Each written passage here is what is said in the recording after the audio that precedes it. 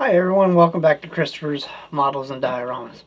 Well, the last video I showed you how to make the branches and add the foliage to the limbs that will go in the tree. Well, I've got that all done. In the next video, I'm going to show you how to assemble them and attach it to your tree. But before you do that, what you're going to want to do is clean up your tree just a little bit. And how you do that, I use a little bit of burnt umber acrylic paint, and I just go over the areas where they've been slightly scuffed and around the holes that I've drilled. That way it covers up where the bark has been pulled loose. But you don't want to get too carried away with doing that, because you'll cover up too much of the work that you've done, which is all part of the fun. And you don't want to get too much into that, because it'll make it difficult for the super glue to stick. I know super glue will pretty much stick to anything, but they occasionally, for some unknown reason, odd reason, I don't know, the paint will interfere with the glue taking hold. You can use an accelerant to it, the super glue, to make it stick even harder. They have glues out there specifically for that will do that. But on the next video, we will go into detail how to attach the limbs, and then placing it on the build. Now, this burnt umber that I'm using is acrylic based, maybe $1 a bottle, and it has an incredible long time. You can use it for quite a while. I use just craft colors. I mean, why spend a lot of money on something when you can go cheap and still get the same results, which is part of it. But now that that's done,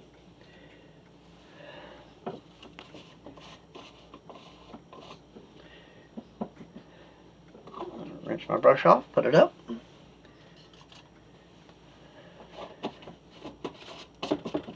There we go. Now, before I leave, I'm going to show you something else. If you have any fish in an aquarium, you're going to find all these little aquarium plants. Now, these are excellent.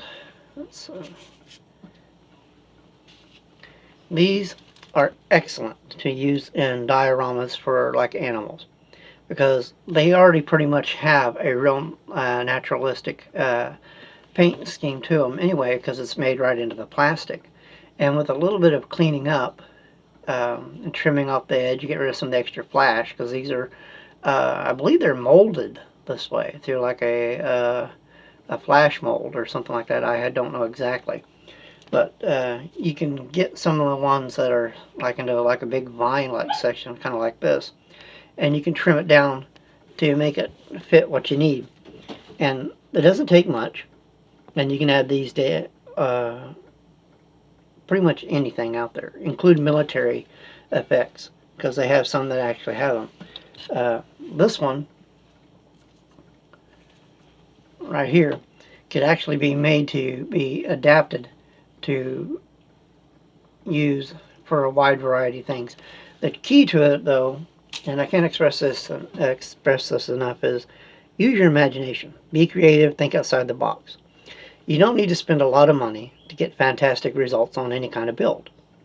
And as we go along, I will show you in the after this, when we assemble the tree, we're going to do the ground effects, which is the leaf clutter, broken sticks, and stuff like that. And then we're also I'm going to show you how a great way to save money on tall grass. And I spoke of this before. It's basically twine that you can get from a craft store. Fortunately, I have some that I've been using for years, and it takes really good to acrylic paint. It's easy, it's fun to use. And why do I use acrylic paints? Well, acrylic paints are easy to clean up. You don't have to have paint thinner or anything like that. Just a little soap, warm water with some soap in it, and it's done. You get it on your clothes, it washes right out.